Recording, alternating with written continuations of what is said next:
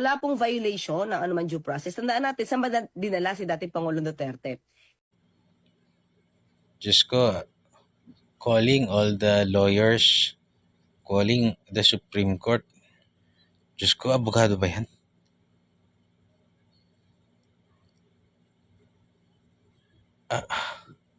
Sabi niya, pasalamat tayo. Dinala natin sa korte si Duterte sa The Hague sa ICC. Pasalamat tayo sa korte dinala. Ay saan dapat dalhin? I-salvage niya? Ay, kundi ba naman? Putang ina, ganun nakalala ito. Pasalamat tayo, dinala siya sa korte sa The Hague. Ba't hindi siya korte sa Pilipinas para managot siya sa mga krimen na iniaakusan niyo na ginawa niya dito? Ba't hindi dito? Bakit? Bakit? Diyos ko, gawin mong bobo yung Ay, oh dear. What the shit? Oh,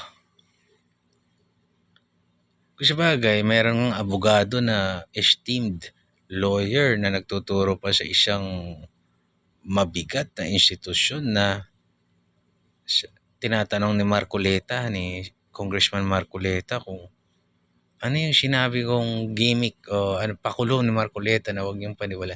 Wala siyang masagot. Walang basis ang sinasabi. Ganyan na ba yung mga abogado rito sa Pilipinas? Putang ina, tama nga si Miriam Defensor Santiagong na mayapa.